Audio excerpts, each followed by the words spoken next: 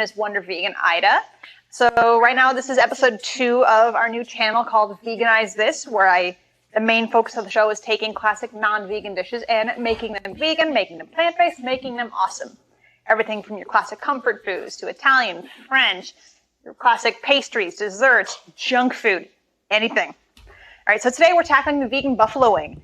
I've made these with so many types of ingredients. I've made them with oyster mushrooms, cauliflower, tofu, homemade seitan, store-bought seitan, various brands of vegan chicken, and we're actually going to use a brand of vegan chicken today. So we all know about Gardein. We know about Morningstar. I'm trying to think of ones in my head. Beyond Meat, all of those. But there is a hidden gem that you can actually check out and find really good vegan stuff, and that is check out your local Asian market. All right, if you have time, if you feel like you need to go on your one weekly grocery run, because remember we are on quarantine, I'm in a new camera right now, check out an Asian market. All right, they can use the patronage right now. So this one actually is called Verisoy. So this is actually, as I drop stuff, I swear I'm not that clumsy. All right, this is a vegan smoked chicken drumstick. The drum part is actually just a wooden skewer. There are other brands out there in your Asian market that use sugar cane. Just go with what, for me, I just go with whatever's cheaper at the time. All right, if anyone remembers Karen's on Green, that really upscale vegan restaurant that claimed that they made their own vegan fried chicken and used skewers, they didn't. They use this, trust me. All right, been working in kitchens for a while. One little secret. So one pack comes with about 5 to 6, so I'm making a lot because this is for just 2 people who eat a lot in this house. So first thing we're going to do is we're going to dredge them. By the way, these are still frozen. You don't have to necessarily start frozen. I like to because I used to make tempura at my previous job, and we know that when you go from really cold to fried, everything is really crispy and delicious. So in this bowl, I have about a cup of flour, 1/4 cup of cornstarch, that gives that extra crunch, about a teaspoon of paprika, about a teaspoon of cayenne. I like things really spicy. You can leave that out if it's not your thing. And a good hefty pinch of salt. So I'm just going to go ahead and start dredging them all. All right, get your hands in there. Just make sure everything is very evenly coated. All right, until they kind of look like this. Good thing about the fryer is these little skewers, they can take the fryer oil, no problem. Come on. I do have one larger bowl, but it's going to be used for the sauce, so I just have to do this kind of awkwardly with my fingers just like this as I make a mess everywhere. Sometimes part of cooking is just making a mess. Okay, everything looks well coated. This is what we're looking for. Beautiful. Let me just wash my hands really quick. Give them a good rinse.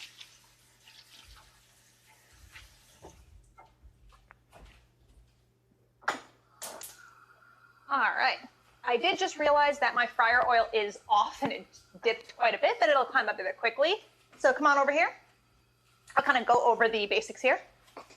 So in here, I have my Dutch oven. This is about a 4.5 quart model. You want to use something that's pretty hefty. Fill it up halfway with oil. Don't go any higher than that. If you don't have something that big, you can use something small. That's totally fine. You'll just have to fry maybe 2 or 3 at a time. I have this fitted with my candy thermometer. Right now my oil is at 240. I'll let it dip a little bit. Don't do that. You want to get it up pretty high to about the 360 to 400 range because you want to fry between 350 and 375. Anytime you put food in, the temperature drops. All right, this is what we're looking for. All right, halfway up. You don't want to go any higher because remember, things bubble up, especially if they're cold. So first thing we'll get started on actually, let me move it to a close to the burner, is our buffalo sauce. So in here, I've got 1 stick, which is about a 1/2 cup of non-dairy butter. As I mentioned in my previous episode, I do make my own. I will go over that in another episode one day once I can figure out how to pre-film because I can't really do that live. It takes some time. Just want to get this melting. All right. So anytime you're making any kind of basic buffalo sauce, you want to make sure that you do 1 part of non-dairy butter and 2 parts hot sauce. This is 1/2 cup. This is 1 cup. I do make my own hot sauce as well. I like mine very, very, very hot. Sean Evans from Hot Ones. Once I make it big, I want to be on your show. Yeah, no. All right. But other great ones that I like to use are Frank's Red Hot, Cholula, any kind of hot sauce you like, you go ahead and throw that in. All right. We're getting a little bit of melting right now. That's totally fine. Takes a while to melt. All right. But I'll just throw this in now. I have a little bit of garlic. Normally I like to use garlic powder, but I'm out and we're in quarantine, so Just going to throw that in. This is going to kind of help give that garlicky flavor. So right along in here. I had to set about like a medium-high heat because we're just going to go kind of quickly. We're just looking to kind of infuse that nice garlicky flavor right in there. All right, so now we're starting to get some bubbling there. That's good. That's a key thing you're looking for with vegan butter, any kind of butter, but we're sticking vegan with this. All right, and this will only take about a minute to cook. We don't need it to fully melt. We just want to get that garlic flavor kind of infused in there. All right, looking great. All right. And anytime you're sauteing vegan butter, you want to make sure it is bubbling before you throw anything in, because bubbling is the water cooking out. Butter and vegan butter both have water in them. All right, temperature climbing. I have it on screaming high. Come on. Work with me here. All right. There we go. So I know to add the hot sauce in once I can smell the garlic. So, oh wait, you can't smell from there. All right. This is kind of what we're looking for. Beautiful. Nice and bubbly and foamy. Oh, that garlic smells so good right now. So I'm just going to pour this whole thing in. All right. All right. Now my hot sauce, I make it with Fresno chilies, red serranos, and 2 habaneros. That's how I make mine. A lot of vinegar. Let it ferment for a few weeks. Very similar to how your classic hot sauce is made. Again, your Franks, your Tallulahs, all that jazz. I like mine a teensy bit extra hot. So I'm going to throw in some habanero chili powder from Savory, which is a spice shop that was next door to where I used to work. Just a little bit goes really a long way. All right. And this is a little kind of not traditional, but I find whenever you want something really, really hot but still have flavor, something that's really good to add is actually a good pinch of sugar. All right. That kind of adds a little more kind of complexity to your sauce. All right. Maybe a little more. All right. I know it's very untraditional with buffalo. Buffalo is traditionally just your butter and your hot sauce. All right, but this is what I'm going for. All right. Ooh, that smells so good. Whew. Also in the future, I'm going to use this time to answer questions. Right now, I'm still kind of figuring out how to time this out with live stuff, but I will definitely answer questions in the comment section.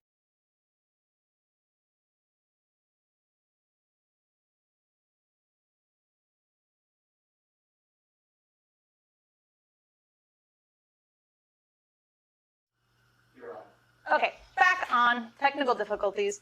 Again, serving this with classic carrot and celery. Didn't have the time to make a vegan blue cheese dressing, so we're choosing the Daiya kind. I know Follow Your Heart makes one. They also make ranches if you're on the ranch side of hot wings. But I think our temperature is ready. Woohoo! Okay, so I'm going to head on over to my fryer. All right, and look at that sauce. It's getting nice and bubbly. We're just looking for the sauce to bubble a little bit, just to kind of thicken. All right, looking good. I'll move this to a back burner. All right, and I like to move this right next to the stove.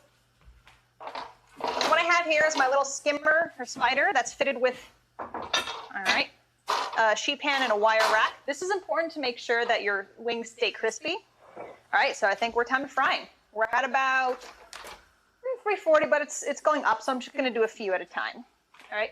Now, whenever you're doing any kind of frying, all right, doesn't matter what you're frying. All right. I promise you will hurt yourself if you go up this high. It sounds very counterintuitive, but you are actually safer when you get close to the oil. So I'm going to set it in. I'm still holding on, and I'm going to set it down away from me. All right. Let's do another. All right. Shake off any excess flour you got. All right, that's the sound you want to hear. All right, I'm only going to do 4 at a time until that temperature kind of climbs up. Then I know I can start going a little higher.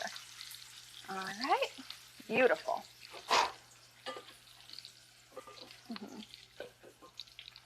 Also, I'm going to taste my sauce. All right. Ooh, that's good. Needs a little salt. Let me just wash my hands real quick. Okay, Google, shut up. I have a separate timer going right now. All right.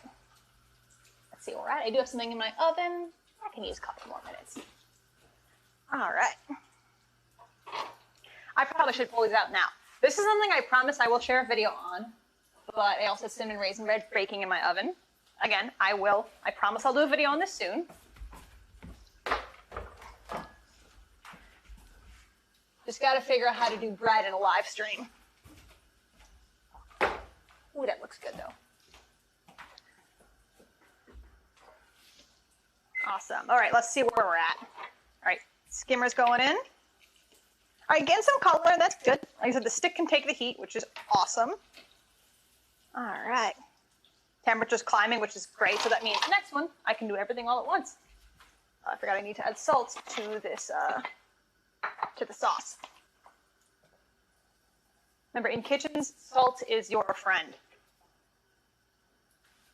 That's a common thing I know a lot of home cooks can be afraid of, is working with salt, right? But good handful of salt is very, very important. I know a lot of us are very concerned with high amounts of salt and everything. A lot of that comes from our processed foods. So remember, if you're making your own stuff, adding a little salt's not going to hurt you. It's your friend. In my current job, I do have some of the chefs or the cooks I work with who are still very afraid of salt, and it breaks my heart. All right, let's see where we're at. Almost there, getting real good. I like mine very dark and crispy. Beautiful. And again, like I said, you can do this with cauliflower, just cut into large florets. I've done this with oyster mushrooms, various kinds of vegan chicken. If you use tofu, really make sure you get all that water out. But yeah, this can work really well with anything. I just wanted to try these because I actually discovered these kind of wings recently. And like I said, that restaurant, finding out that they use that instead of making their own, even though they lie and say they make their own, just kind of made me laugh. It was owned by kind of a sketchy woman. Just gonna say that. All right. This is looking awesome. Temperature is really climbing, so this should help. Awesome. Whew. All right, yep, these are looking good. Just giving them a tap with, again, with my nail, just seeing if they're crisp and everything. Beautiful. I'm just gonna go ahead and pull those ones out. Now that, oh, look at them. And that'll drain off all the excess oil. Air circulation hits the bottom here, so that'll keep these crispy. That's why I prefer to use a wire rack, and I don't like to use a plate with paper towels. All right. Where I used to work, one of my favorite chefs I worked with was actually a trained sushi chef, and he always had me working tempura, which I loved doing. So I got a lot of opinions about frying. All right, that temperature's climbing, so I can really, really load this up.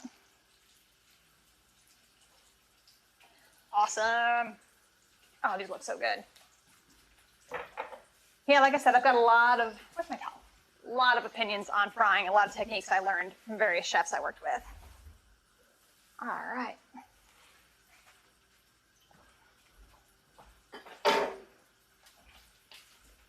All right, and so tomorrow we're going to actually do a couple of breakfast recipes. One of them will be cinnamon buns, which I'm really looking forward to.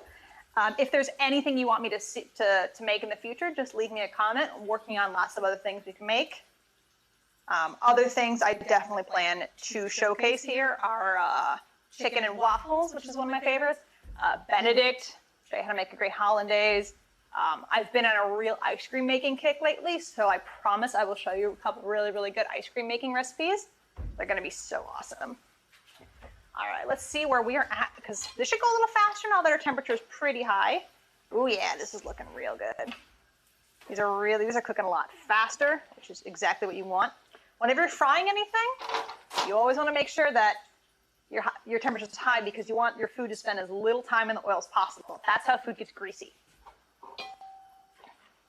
And the reason I really, really have a lot of oil in here is contrary to how it sounds, the more oil you have in your pot, the less oil ends up in your food. That sounds really weird, I know. But the reason for that is the more oil you have in your pot, the more residual heat you have. So remember, like I said, anytime you put hot food in a fryer, the temperature drops. The more you have in there, the quicker it bounces back up, which means the less time it has to spend in there, getting all oily and greasy and all that jazz. So again, you gotta use your oil. Don't be afraid of it. Shallow frying will actually cause your food to absorb more oil because it has to spend more time in there. All right, awesome. These ones look good. All right.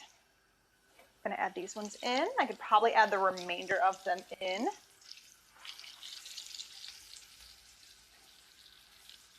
One, two, three, four, five, six, seven, eight. Beautiful. All right. So in the meantime, while these ones fry, I'm just gonna go ahead and start dressing these and just plating them up. All right. So see how my bubbling is getting up pretty high right here? That means I'm just not gonna fill them up. The temperature can take it, but just for the safety of the pot, I'm gonna just not. I'm good right there. All right, so. All right, ooh, that oil looks good. I'm gonna use the sauce that I already made earlier though. All right, just because I've made it first, always use what's first. Working kitchens. I don't have one of those big giant metal bowls for tossing, so I'm gonna have to use this. Try my skill, let's see. I swear I'm not a klutz. Anyone who knows me knows I'm a huge klutz. All right, let's see if I can, can't get much of a toss on here, so I will just use some tongs here. All right, beautiful. Oh, these look so good, and they smell so good too. Oh, yum. Woo. Again, check your local Asian market for really awesome vegan meat substitutes. I've seen things like vegan shrimp, vegan scallops. I've seen lots of cool things there. All right, I've seen like vegan ham and pork and all that awesome stuff. Okay, so plating now. Again, you can always just dump them on a plate too, but remember, anytime you're plating, you're gonna add some dimension. Think height. Add some height to your plate. All right. I'm not gonna do any weird twisting with my arm. It's however I grab them, that's how I'm putting them on. All right. Again, think height, add some dimension. Oh yeah. Oh, these look so good. Oh yeah. Woohoo. Just look at this. Oh, look at that, it looks so good. All right. So I'm gonna go ahead and sprinkle some scallions on. I know this isn't traditional, but I like green stuff. I'm a vegan, I like green stuff. All right, and like I said, I got some scallions on the table, number one. Got it with some carrots and some celery and some blue cheese. All right, final thing, in case you can figure out why I've got that opener there, I am of course going to pair this with beer. Let's see what I got. All right, thanks Aunt Jenny for the spotted cow. I got family in Wisconsin, they love spotted cow. All right, so I guess final thing we're gonna do, we're not filmed on there, cool, is I'm just gonna give it a taste test. All right, gonna go in. I guess as a vegan, we can engage in the drums versus flats conversations. All right, gotta see how I go in here. This is gonna be very messy. I probably, oh,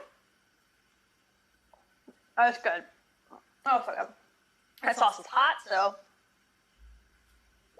But the sugar really does kind of give it a little more complexity. The heat is still sitting on my tongue, but again, the sugar really helps with that. It's very garlicky. The butteriness is just so good. And this is kind of how the inside of the wing looks. Really, really chewy. And the only kind of texture I can kind of give it is it's a little kind of thready, but in a good way. Kind of, I have to say shreddy, like shredded meat. So I'm going to go in for bait number two.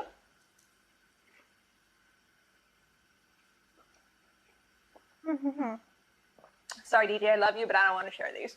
My boyfriend is the camera person. So, tune in tomorrow, figuring out what time. We should have some nice, awesome cinnamon buns making. So, please follow me on Instagram at wonderveganida.com. I have info in there if you want to donate so I can keep making more content, because again, I'm not working during quarantine. Just hit me up. See you guys tomorrow.